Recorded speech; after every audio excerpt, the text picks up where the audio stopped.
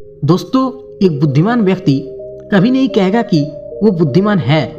इसलिए नहीं कि ऐसा कहने से उसकी बुद्धि कम हो जाएगी, बल्कि इसलिए क्योंकि वो ऐसा कहने की व्यर्थता को देख पाता है। दोस्तों, गौतम बुद्ध के जीवन से जुड़ी हुई एक छोटी सी कहानी जो आपको बताएगी कि वास्तव में बुद्धिमान कौन है। एक नगर में एक लड़का रहा करता था। उसका दिमाग बहुत तेज था और उसकी खासियत यह थी कि वो किसी भी चीज को बड़ी जल्दी और आसानी से सीख लेता था। जहां अन्य लोगों को इसी काम को सीखने में महीने या वर्ष लगते थे, वहीं पर इस लड़के को उसी काम को सीखने में कुछ दिन लगते थे। उसकी ख्याति दूर दूर तक फैल गई थी और कहा जाने लगा था कि उस व्यक्ति के जितना बुद्धिमान कोई नहीं है। परंतु वह व्यक्ति तो जानता था कि वो भीतर से क्या है।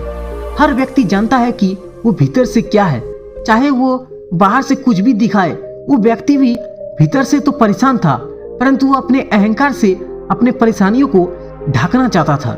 वो व्यक्ति अपने प्रसिद्धि को और बढ़ाने के लिए तरह तरह के काम सीख रहा था। वो चित्रकारी करना जानता था, वो मूर्ति बना सकता था, वो गीत गा सकता था और वो दुनिया जहान का हर वो काम सीख चुका था जो उसने अब तक देखे हुए थे।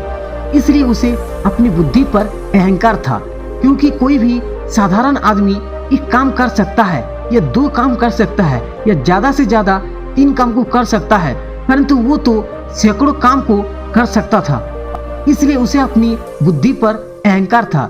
वो इस बात को अंदर ही अंदर मान चुका था कि उसके जितना बुद्धिमान इस दुनिया में कोई भी नहीं है। फिर एक दिन उसका सामना गौतम बुद्ध से होता है। उसे पहली बार एक ऐसा व्यक्ति दिखता है जिससे उसे ईर्ष्या होती है। अब तक उसने ऐसे लोग देखे हुए थे जो उससे ईर्ष्या करते थे, और जहां ईर्ष्या होती है वह तुलना का होना निश्चित है। वो व्यक्ति अपनी तुलना गौतम बुद्ध के साथ करना शुरू कर देता है। वो देखता है कि बुद्ध के पास तो एक भिक्षा का कटोरा है, और लेकिन उसके पास धन की कोई भी कमी नहीं है। बुद्ध के वस्त्र तो साधारण से थे, परंतु उसके वस्त्र बहुत कीमती है। बुद्ध तो जमीन पर नंगे पैर चलते हैं, परंतु वो नंगे पैर नहीं चलता। इसी तरह से वो आदमी सैकड़ों चीजों से अपनी तुलना गौतम बुद्ध के साथ करने लगता है, परंतु हर तुलना के बाद भी वो पाता है कि उसकी ईर्ष्या बुद्ध के प्रति 1% भी कम नहीं होती है। वो व्यक्ति मन ही मन सोचता है कि मैं इस भिक्षु से अपनी तुलना क्यों कर रहा हूँ, जबकि मेरा जीवन इससे 100 गुना बेहतर है।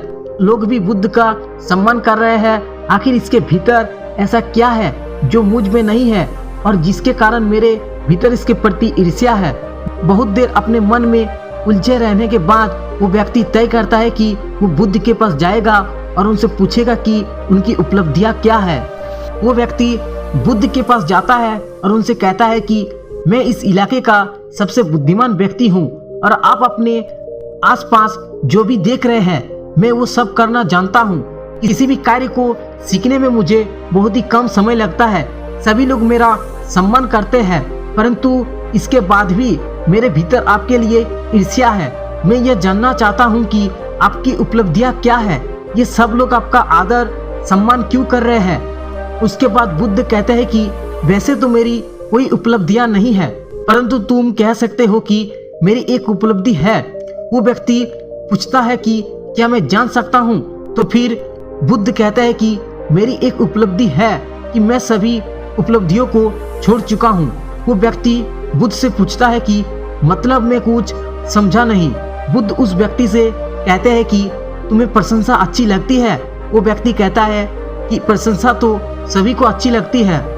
उसके बाद बुद्ध कहता है कि क्या तुम्हें निंदा अच्छी लगती है। तो वो व्यक्ति कहता है कि भला इस दुनिया में कौन है जिसे अपनी निंदा अच्छी लगे। उसके बाद बुद्ध कहते हैं कि जो तुम्हें अच्छा लगता है और जो तुम्हें बुरा लगता है, मैं इन दोनों से भी ऊपर उठ चुका हूँ। ना मुझे निंदा सताती है और ना ही मुझे अपनी प्रशंसा प्रसन्न करती है। बस यही अंतर है तुम में और मुझ में।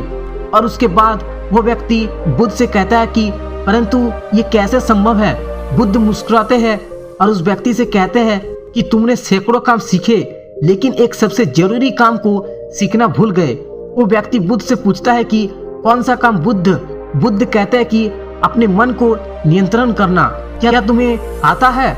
बुद्ध की वो बात सुनकर वो व्यक्ति समझ जाता है कि ईर्ष्या का यही कारण था। उसके बाद बुद्ध कहता है कि जिस व्यक्ति ने सारा जगत को जीत लिया लेकिन अपने मन को नहीं जीता, उसने कुछ भी नहीं जीता। और जिसने अपने मन को जीता परंतु अपना सब कुछ गवा दिया, फिर भी उसने सब कुछ जीत लिया। क्योंकि वास्तव में बुद्धिमान व्यक्ति वही है जो अपने मन का शासक है, वो नहीं जो अपने मन का गुलाम है। गौतम बुद्ध के इन शब्दों को सुनकर उस व्यक्ति का अहंकार टूट जाता है और वह व्यक्ति बुद्ध से कहता है कि क्या आप मुझे अपने मन को जीतना सिखा सकते हैं? बुद्ध कहता है कि अवश्य सिखाएंगे, परंतु मैं तुम्हारी सभी उपलब्धियां छीन लूंगा। फिर उसके बाद वो व्यक्ति बुद्ध से कहता है कि मैं तैयार हूँ। उस दिन से वो व्यक्ति ध्यान करना शुरू कर देता है, क्योंकि ध्यान ही वो तरीका है जिसे आप अपने मन को अपने वश में कर सकते हैं। दोस्तों, आज आपने बुद्धिमान कैसे बने और बुद्धिमान किसे कहते हैं, इस वीडियो से सीखा कि वास्तव में बुद्धिमान व्यक्ति वही है जो अपने मन का शासक है, वो नहीं जो अपने मन का गुलाम है। अगर आपको ये वीडियो पसंद आया होगा तो हमारे वीडियो को लाइक करके चैनल को सब्सक्राइब करके नोटिफिकेशन बेल को दबा दे। तब तक के लिए धन्यवाद दोस्तों, मिलते हैं इसी प्रकार के एक और नए वीडियो में।